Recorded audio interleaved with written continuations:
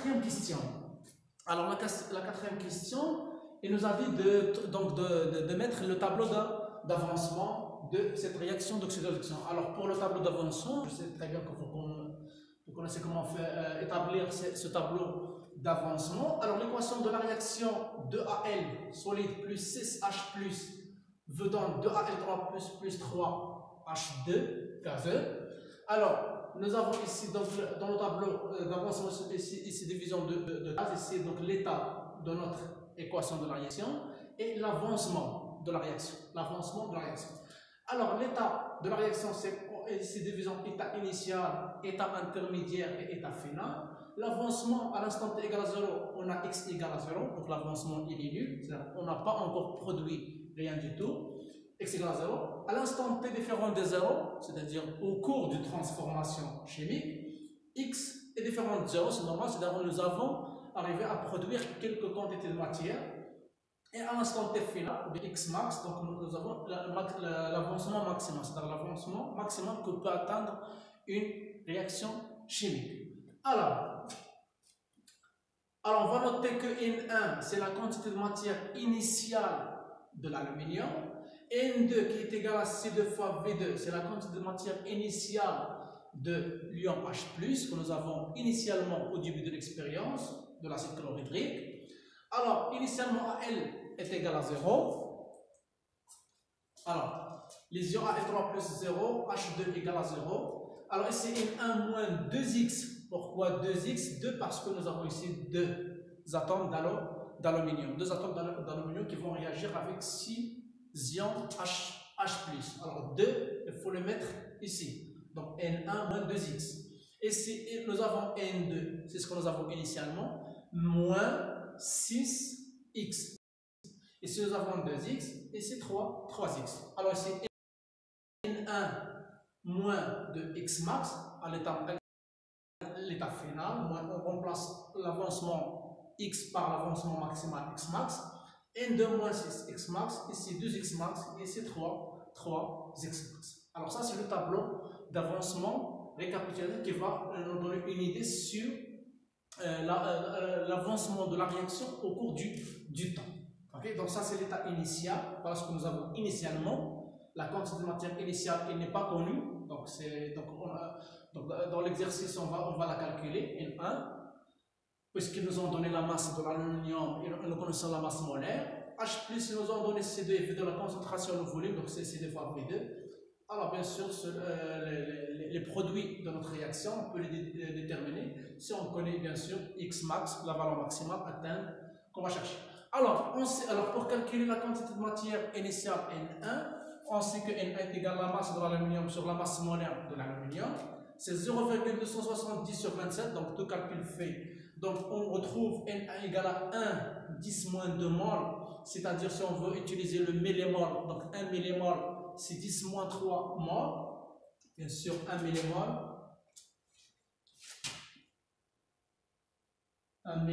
c'est 10 puissance moins 3 mol. Alors, et si nous avons 10 moins 2 mol, pour arriver à 10 moins 3, on va remplacer 1 par 10, 10 fois 10 moins 1, c'est comme on n'a fait rien. 10 moins 1 fois 10 moins 2, c'est 10 moins 3. Donc ça vous donne 10 millimol. Attention, millimol, donc 10 millimol. Alors pour calculer la quantité de matière initiale N2 de l'acide chlorhydrique, donc N2 égale à C2 fois V2, c'est 1 fois 24 10 moins 3, c'est 2,4 10 moins 2 mol qui est égal à 24 millimol. Donc c'est 24 10 moins 3. Alors 10 moins 3 c'est 1 millimol, donc c'est 24 millimol.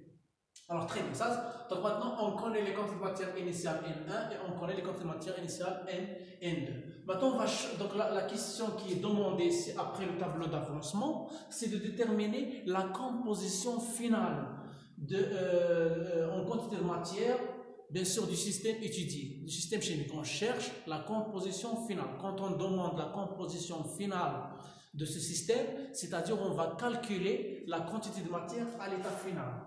Donc à l'état final, combien il nous reste d'aluminium, combien d'H+, il nous reste, combien d'Al3+ il se produit, combien d'H2 il se produit à l'état final. C'est ça ce qu'on appelle la composition finale du système. Si on cherche bien sûr la composition à un instant T donné, il faut qu'on connaisse bien sûr l'avancement X à cet instant. À ce moment-là, on peut calculer la quantité de matière à cet instant. Ok, ça, vous le verrez l'année prochaine. Alors pour cette année, donc, on se demande de calculer la quantité de matière finale pour chaque élément de notre équation de la réaction. Alors pour ce faire, on doit calculer l'avancement maximal. Il faut connaître ce X max. Alors pour calculer X max, il faut chercher le réactif limitant. Alors comment on fait pour trouver X max? On utilise bien sûr X max, c'est l'inférieur de la quantité de matière de l'aluminium divisé par son nombre par 2 et NH plus divisé par 6. Donc c'est N1 de aluminium divisé par 2 et N2 H plus 6. Donc on cherche la valeur inférieure de ces deux valeurs. C'est elle qui nous donne la valeur de X max. Alors c'est inférieur. Alors N1 de aluminium est égal à 10 millimoles. 10 divisé par 2, ça vous donne 5. Voilà, c'est 5 millimoles. Et pour N2, c'est 24. 24 divisé par 6, ça vous donne 4.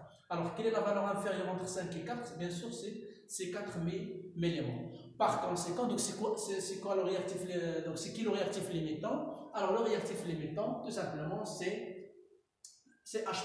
Donc, c'est celui-là qui va se terminer le premier, avant A. Bien, alors on va le continuer ici.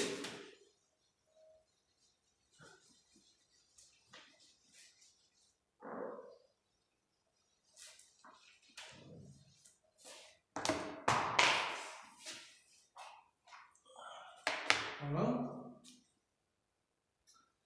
Alors, donc le réactif, donc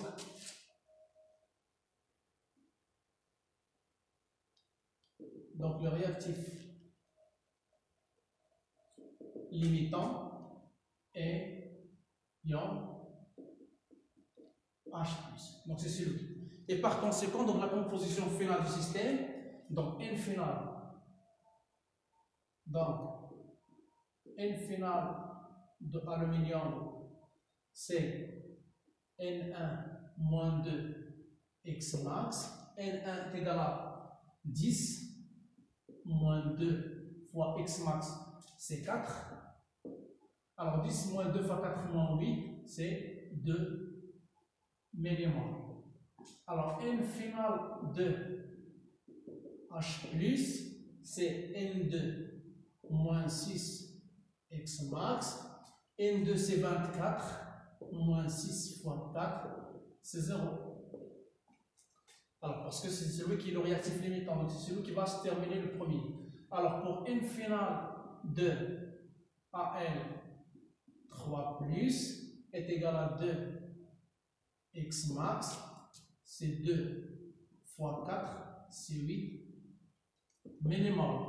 Et N finale de H2 qui est égal à 3 X max, c'est 3 fois 4, 3 fois 4 qui est égal à 12 millimoles. 12 millimoles. Voilà, donc c'est ça la composition finale de notre système.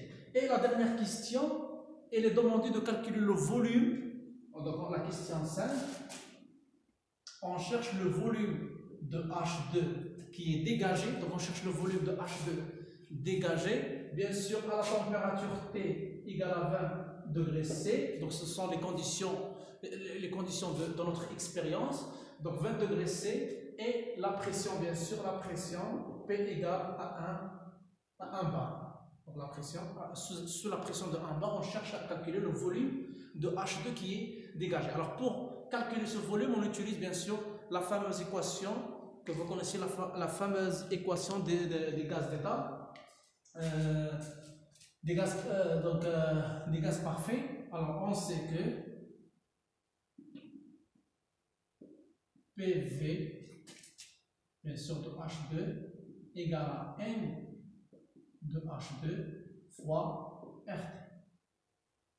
Donc voilà la relation. Donc P fois V, donc PV, donc la pression fois le volume égale la quantité de matière fois R. Donc c'est l'équation d'état des gaz rares. Alors, avec N de H2, donc la quantité de matière de H2 est égale à quoi? Donc c'est H2, il est là, donc elle est égale à 3 X max. Donc à l'état final, bien sûr. Donc est égale à 3 X max. Donc on cherche dans la relation, donc le volume de H2 est égal, on remplace N de H2 par 3, donc c'est 3 X max fois R fois T divisé par la pression. Donc c'est ça la relation qui va nous permettre de calculer, bien sûr, le volume d'H2. Donc on va faire juste une application numérique. Donc l'application numérique.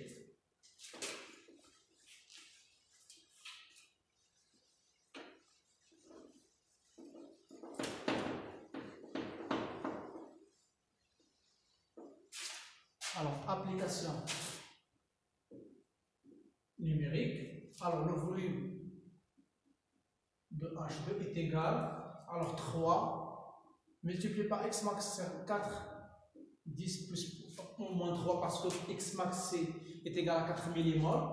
X max, on a X max, c'est 4 millimoles, donc c'est 4 10 puissance moins 3. Multiplié par R, il est donné dans les données d'exercice, c'est 8,314, donc 8,314. Et la température, elle est en 20 degrés C, donc l'unité internationale de la température, c'est en Kelvin. On sait bien cette relation, c'est que la température, elle est en Kelvin. La pression, l'unité internationale, c'est le Pascal. X max, bien sûr, c'est en mol. Et bien sûr, R, elle est donnée en Pascal, mètre cube, mol moins 1, Kelvin moins 1. Alors, vous voyez que Pascal s'en va avec le Pascal, le Kelvin s'en va avec le Kelvin, le mol moins 1 s'en va avec le mol, il reste le mètre cube. Alors, 8,314 multiplié par la température, c'est 20 degrés plus 273 divisé par, bien sûr, la pression. On a dit que c'est 1 bar, donc là, on voudrait calculer donc la pression sous un bar, et un bar est égal à 10 puissance 5 Pascal. C'est 10 puissance 5 Pascal. Alors, un bar est égal à 10 puissance 5 Pascal dans l'exercice. Alors, on va faire les calculs. Alors, vous allez trouver une valeur de 2,92 10 puissance moins 4 en mètre cube, qui est égal à 0,29 litres. Le volume de H2. Alors pour passer ici, on multiplie par 10 puissance 3. Pour transformer l'unité de mètre cube en litres, on multiplie par 1 mètre cube, c'est égal à 10 puissance 3 litres, c'est 1000 litres. Voilà. Donc c'est ça ce qui concerne cet exercice. Alors j'espère que vous avez bien compris. Donc les notions d'oxydant, réducteur, oxydoréduction, et bien sûr de rappeler quelques relations que vous avez vues dans les cours précédents sur comment calculer la quantité de matière, relation avec une matière et le volume d'un gaz, l'équation d'état des gaz rares, tableau d'avancement. Et je vous souhaite donc bonne chance. Merci pour votre attention.